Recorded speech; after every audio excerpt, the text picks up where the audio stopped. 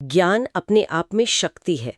Francis bacon का ये कथन आज भी उतना ही सच है। बिल्कुल। आज की इस बातचीत में आपका स्वागत है, जहां हम आज के कुछ जटिल विषयों की गहराई में उतरेंगे।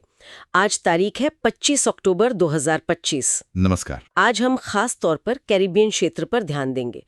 वहां मतलब वेनेजुएला को लेकर अमेरिकी सैन्य दबाव बढ़ता जा रहा है। हाँ, बिल्कुल। और ये देखना बड़ा दिलचस्प है कि कैसे आजकल की ये जो घटनाएं हैं वो हमें ठीक 42 साल पहले की याद दिला रही हैं। ग्रेनाडा पर जो अमेरिकी हमला हुआ था। सही कहा आपने। और हमारे पास इस पर बात करने के लिए काफ़ी कुछ है। हाल की खबरें हैं, अमेरिकी अधिकारियों के बयान हैं, और जैसा आपने कहा, ग्रेनाडा हमले का वो ऐतिहासिक विश्लेषण भी ज़रूरी है। हाँ। तो कोशिश ये रहेगी कि इन सब स्रोतों को देखकर आजकल जो तनाव चल रहा है और उसका जो ऐतिहासिक संदर्भ है, उसे ठीक से समझें, ताकि हमारे श्रोता और खासकर वो जो अंतर्राष्ट्रीय संबंध या मान लीजिए यूपीएससी जैसी परीक्षाओं की तैयारी कर रहे हैं, हाँ, उनके लिए तो ये बहुत ही महत्वपूर्ण है। बिल्कुल वो इस मुद्दे की बारीकियों को समझ सके। हाँ, ये अंतर्राष्ट्रीय संबंध और जो समसामयिक घटनाएं हैं उनके लिहाज से वाकई काफी अहम मुद्दा है। जी तो चलिए इस पर बात करते हैं। जरूर। शुरुआत करते हैं हाल की घटनाओं से। मतलब खबरें आ रही हैं कि अमेरिकी राष्ट्रपति ट्रंप ने वेनेजुएला में शायद जमीनी सैन्य कार्रवाई भी हो सकती है, ऐसे संकेत दिए हैं। हाँ, ये जमीनी कार्रवाई का जिक्र अपने आप में बड़ी बात है। और जाहिर है वेनेजुएला के राष्ट्रपति मादुरो इसे अपने देश पर हमले की तैयारी के तौर पर ही देख रहे होंगे। बिल्कुल, उनका तो यही कहना है कि आक्रमण की तैयारी है। और देखिए, ये तनाव ऐसे समय में बढ़ रहा है जब आज ग्रेनाडा पर अमेरिकी हमले को ठीक 42 साल हो गए हैं। हाँ, ये तारीख भी अजीब है। बिल्कुल। और इसी माहौल में अभी हाल ही में अमेरिकी रक्षा सचिव पीट हेग्सेट ने ये पुष्टि की है कि एक अमेरिकी हमले में वेनेजुएला के कथित ड्रग कार्टेल की एक नाव थी, उस पे 6 लोग मारे गए। अच्छा। और उन्होंने सोशल मीडिया प्लेटफॉर्म एक्स पर बाकायदा पोस्ट किया कि ये लोग नार्को आतंकवादी थे, और ये भी कहा कि अमेरिका इस गोलार्ध में ड्रग तस्करों के साथ वैसा ही बर्ताव करेगा जैसा अल-कायदा के साथ किया जाता है। नार्को आतंकवादी, ये शब्द इस्तेमाल किया उन्होंने। हाँ, नार्को टेररिस्ट। और ये भी कहा कि उन्हें दिन हो या रात ढूंढ कर मारा जाएगा। ये जो लेबलिंग है ना नार्को आतंकवादी की, ये अपने आप में बहुत कुछ कहती है। क्या ये कोई अकेली घटना है या ऐसी और भी कार्रवाइयां हुई हैं इस इलाके में? नहीं, ये अकेली घटना नहीं है। एएफपी की एक रिपोर्ट है, उसके मुताबिक कैरिबियन और पूर्वी प्रशांत क्षेत्र में कथित ड्रग तस्करों पर कम से कम 10 ऐसे अमेरिकी हमले हुए हैं। 10 हमले? हाँ, और उनमें करीब 43 लोग मारे जा चुके हैं। तो ये कोई छिटपुट घटना नहीं लग रही है। 43 मौत थे। ये तो वाकई गंभीर आंकड़ा है। और क्या सिर्फ ये हमले ही हो रहे हैं या पृष्ठभूमि में भी कुछ और चल रहा है? मतलब कोई सैन्य तैयारी जैसी? पृष्ठभूमि भी काफी सक्रिय है। बिल्कुल। देखिए, अगस्त 2025 से ही अमेरिका ने उस इलाके में अपनी सैन्य मौजूदगी काफी बढ़ा दी है। अच्छा। हाँ, इसमें मतलब नौसैनिक ताकत शामिल है, जैसे विध्वंसक हैं, डिस्ट्रॉयर्स जिन्हें कहते हैं, क्रूजर्स हैं, पनडुब्बियां भी तैनात हैं। साथ ही हवाई शक्ति का भी जबरदस्त प्रदर्शन है।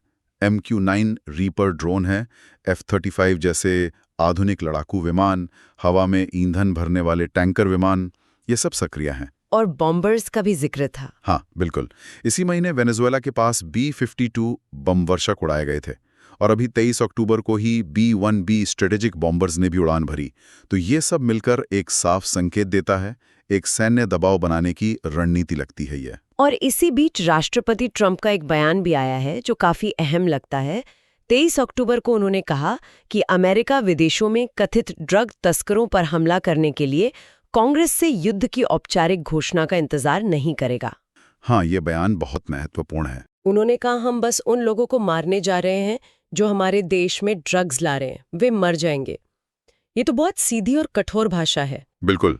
और ये बयान आप देखें तो अंतर्राष्ट्रीय कानून और अमेरिकी संवैधानिक प्रक्रिया दोनों के लिहाज से बहुत बड़ा है। ये सीधे तौर पर कह रहा है कि हम दूसरे देशों के अंदर उनकी संप्रभुता का ध्यान रखे बिना और अपनी कांग्रेस की औपचारिक सहमति के बिना भी घातक सैन्य कार्रवाई कर सकते हैं। मतलब पारंपरिक युद्ध घोषणा की प्रक्रियाओं से बिल्कुल अलग। हाँ, बिल्कुल अलग। इसके गंभीर नतीजे हो सकते हैं। और ट्रंप ने इशारा भी किया कि उनका प्रशासन जल्द ही वेनेजुएला जैसे देशों में उन लोगों को निशाना बना सकता है जिन्हें वो कार्टेल सदस्य मानते हैं। अच्छा। हालांकि उन्होंने ये जरूर कहा कि जमीनी कार्रवाई से पहले कांग्रेस को सूचित किया जाएगा, लेकिन साथ ही ये भी जता दिया कि उन्हें सांसदों से कोई आपत्ति होने की उम्मीद नहीं है। जाहिर है वेनेजुएला इसे चुपचाप तो नहीं देख रहा होगा। उनकी तरफ से क्या प्रतिक्रिया है? बिल्कुल नहीं। राष्ट्रपति मदुरो की सरकार ने तो आपातकाल की घोषणा कर दी है। आपातकाल लगा दिया। हाँ, और वो इन हमलों को न्यायेतर हत्याएं कह रहे हैं। मतलब एक्स्ट्रा जुडिशियल एग्जीक्यूशंस, बिना किसी कानूनी प्रक्रिया के हत्याएं, और इसे अपनी संप्रभुता का खुला उल्लंघन बता रहे हैं। तो उनका मानना है कि ये ड्रग्स के खिलाफ लड़ाई नहीं है। उनका साफ कहना है कि ये सब ड्रग्स के खिलाफ लड़ाई का बहाना है। असली मकसद तो वेनेजुएला में सत्ता परिवर्तन है, रेजीम चेंज। उनका तर्क है कि ये समुद्री हमले और जमीनी कार्रवाई, ये सीधे सीधे वेनेजुएला पर अमेरिकी आक्रमण की तैयारियां हैं। और इसके जवाब में वेनेजुएला सिर्फ बयान दे रहा है या कुछ कर भी रहा है? नहीं, सिर्फ बयान नहीं, जमीनी स्तर पर भी तैयारी दिख रही है। मदुरो ने लोगों से अपील की है और हजारों आम नागरिक मिलिशिया में शामिल हो गए। आम नागरिक हथियारों के साथ? हाँ, उन्हें सैन्य बैरकों में और यहाँ तक कि अपने मोहल्लों में हथियारों का प्रशिक्षण दिया जा रहा है। मदुरो ने बड़े सैन्य अभ्यास का भी आदेश दिया है और सेना, पुलिस और इन नागरिक मिलिशिया को देश के पहाड़ों, तटों, स्कूलों, अस्पतालों, कारखानों, बाजारों, मतलब हर जगह की रक्षा के लिए तैयार रहने को कहा है। तो माहौल वाकई बहुत तनावपूर्ण है। हाँ, टकराव की आशंका तो बढ़ रही है, इसमें कोई शक नहीं। ये स्थिति वाकई चिंताजनक है। और जैसा आपने शुरू में इशारा किया था, आज से ठीक 42 साल पहले 25 अक्टूबर 1983 को अमेरिका ने ग्रेनाडा पर हमला किया था। क्या इन दोनों स्थितियों में कोई समानता दिखती है? क्या इतिहास हमें यहाँ कुछ सिखा सकता है? हाँ, बिल्कुल। ग्रेनाडा का वाकया इस संदर्भ में काफी प्रासंगिक है। देखिए, ग्रेनाडा एक छोटा सा कैरिबियाई द्वीप है। 1974 में ब्रिटेन से आजाद हुआ। आजादी के बाद वहां एरिक ग्यारी प्रधानमंत्री बने, लेकिन उनका शासन जल्दी भ्रष्टाचार और दमन के कारण काफी अलोकप्रिय हो गया। अच्छा। इसी असंतोष के बीच मॉरिस बिशप नाम के एक नेता थे। उनके नेतृत्व में एक मार्क्सवादी लेनिनवादी आंदोलन उभरा, न्यू ज्वेल मूवमेंट, NJM, और 1979 में इन्होंने एक रक्तहीन तख्ता पलट करके सत्ता पर कब्जा कर लिया। तख्ता पलट? हाँ, और बिशप प्रधानमंत्री बन गए। उन्होंने समाजवादी नीतियां अपनाई और क्यूबा और सोवियत संघ के साथ करीबी रिश्ते बना लिए। और यहीं से अमेरिका की चिंता शुरू हुई होगी, शीत युद्ध का दौर जो था। बिल्कुल, शीत युद्ध का माहौल था। बिशप सरकार शुरुआत में लोकप्रिय थी क्योंकि उसने भूमि सुधार, शिक्षा, स्वास्थ्य सेवा जैसे वादे किए थे। लेकिन अमेरिका को क्यूबा और सोवियत संघ से उनकी नजदीकी पसंद नहीं आई। फिर एक और पेच आया। NJM के अंदर ही सत्ता संघर्ष शुरू हो गया। बिशप के जो डेप्टी थे, बर्नार्ड कोड, और सेना प्रमुख हडसन ऑस्टिन, उन्होंने बिशप को चुनौती दी। पार्टी के अंदर या? हाँ, पार्टी के अंदर ही। अक्टूबर 1983 में बिशप को नजरबंद कर दिया गया। फिर लोगों ने प्रदर्शन किए तो वो रिहा हुए। लेकिन कुछ ही दिन बाद 19 अक्टूबर को हडसन ऑस्टिन के सैनिकों ने उन्हें और उनके कई साथियों को पकड़कर गोली मार दी। गोली मार दी? फायरिंग स्क्वाड से। हाँ, फायरिंग स्क्वाड द्वारा। इस घटना से ग्रेनेडा में पूरी तरह अराजकता फैल गई। और इसी अराजकता का फायदा, या कहें कि बहाना बनाकर, अमेरिका ने हस्तक्षेप किया। हाँ, आप कह सकती हैं। स्थिति का लाभ उठाया गया।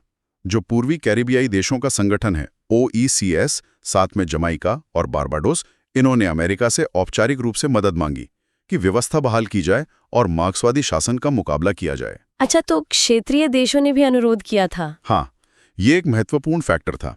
अमेरिका में उस समय रोनाल्ड रेगन का प्रशासन था। वो रीगन सिद्धांत के तहत साम्यवाद को रोकने के लिए वैसे ही प्रतिबद्ध थे। उन्हें ग्रेनाडा में एक नया हवाई अड्डा बन रहा था, पॉइंट सैलेंस एयरपोर्ट। हाँ, उसका जिक्र आता है। क्यूबा की मदद से बन रहा था। तो अमेरिका को लगा कि ये एक संभावित सोवियत क्यूबा सैन्य अड्डा बन सकता है। और अमेरिकी छात्रों का भी मुद्दा था शायद। हाँ, ये भी एक बड़ा कारण बताया गया। ग्रेनाडा में सेंट जॉर्ज यूनिवर्सिटी है। वहाँ करीब 600 अमेरिकी छात्र पढ़ रहे थे। उनकी सुरक्षा का हवाला भी दिया गया आक्रमण को सही ठहराने के लिए। और एक और बात, ग्रेनाडा के जो गवर्नर जनरल थे, पॉल स्कून, उन्होंने भी बाहरी हस्तक्षेप का स्वागत किया। इससे हमले को कुछ हद तक वैधता मिल गई। तो इन सब वजहों के चलते 25 अक्टूबर 1983 को ऑपरेशन अर्जेंट फ्यूरी शुरू हुआ। हाँ, ऑपरेशन अर्जेंट फ्यूरी। और ये वियतनाम युद्ध के बाद अमेरिका का सबसे बड़ा सैन्य अभियान था उस समय। हजारों अमेरिकी सैनिक, मरीन्स, रेंजर्स, नेवी सील्स सब इसमें शामिल थे।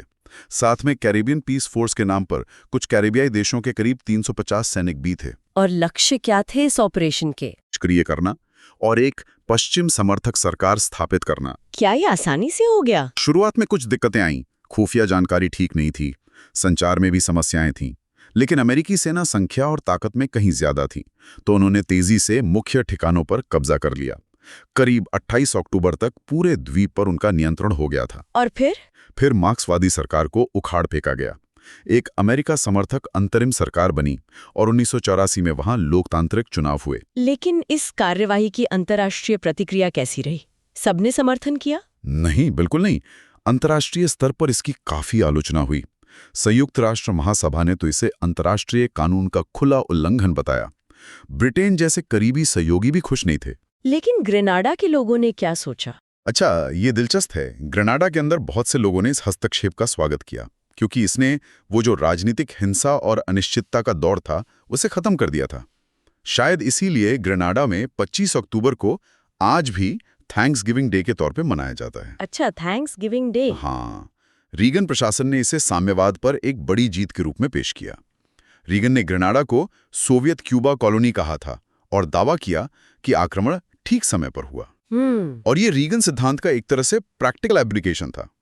इसने कैरिबियन और लैटिन अमेरिका में दूसरे वामपंथी शासनों को एक कड़ा संदेश भेजा और इस क्षेत्र में अमेरिकी प्रभाव को और मजबूत किया।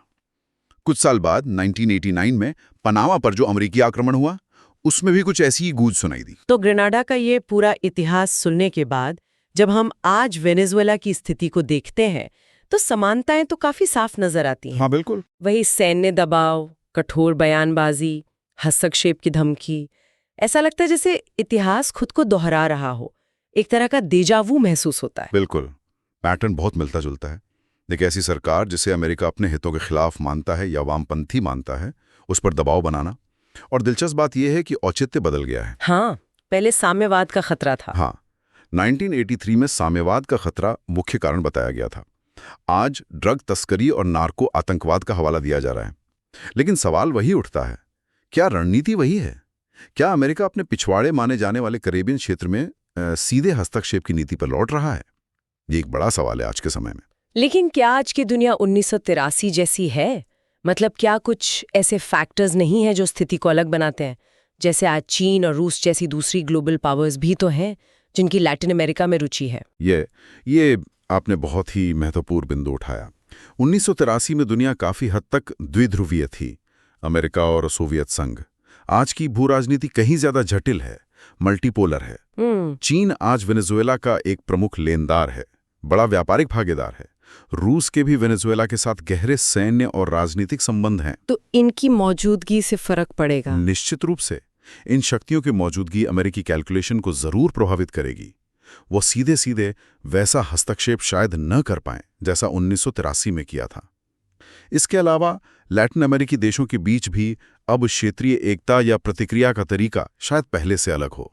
तो हाँ, समानताएं हैं, लेकिन संदर्भ काफी बदल गया है और ये बदला हुआ संदर्भ नतीजे को भी प्रभावित कर सकता है। तो आज हमने वेनेजुएला के आसपास जो ये अमेरिकी सैन्य तनाव बढ़ रहा है, राष्ट्रपति ट्रंप के जो बयान हैं, कार्रवाइयां हैं, उन पर गौर किया। हाँ, पहले ग्रेनाडा में जो हुआ था उसकी याद दिलाती है और ये क्षेत्र में अमेरिकी हस्तक्षेप के एक पैटर्न को भी उजागर करती है। यूपीएससी के जो परीक्षार्थी हैं उनके लिए ये केस स्टडी बहुत महत्वपूर्ण है। बिल्कुल, ये समझने के लिए कि कैसे इतिहास, राष्ट्रीय हित, अंतर्राष्ट्रीय कानून और बदलती हुई भू राजनीति, ये सब मिलकर ऐसी जटिल स्थितियां पैदा करते हैं। बिल्कुल। और श्रोताओं के लिए सोचने वाली बात शायद ये हो सकती है कि 1983 और आज की स्थिति में जो समानताएं हैं और जो अंतर हैं, उनको देखते हुए आज के वेनेजुएला संकट का संभावित परिणाम क्या हो सकता है। ये सोचने वाली बात है। क्या जो बदले हुए वैश्विक समीकरण हैं, या क्षेत्रीय ताकतों की भूमिका है, या खुद वेनेजुएला की आंतरिक आर्थिक और राजनीतिक स्थिति है, क्या ये सब मिलकर इस बार इतिहास को दोहराने से रोक पाएंगे या फिर एक नए किस्म के टकराव को जन्म देंगे? इन सवालों पर विचार करना जरूरी है। बिल्कुल। ऐसे ही महत्वपूर्ण वैश्विक मुद्दों पर गहरी जानकारी और विश्लेषण के लिए हमारे साथ जुड़े रहिएगा। अगर आपके मन में कोई सवाल है या आप किसी खास पहलू पर और जानना चाहते हैं तो नीचे कमेंट्स में जरूर लिखें। हाँ, आपके सवालों का स्वागत रहेगा। और अगर आपको ये बातचीत उपयोगी लगी तो इसे लाइक और सब्सक्राइब करना ना भूलें। अगली बार फिर मिलेंगे एक नए विषय के साथ। धन्यवाद। धन्यवाद।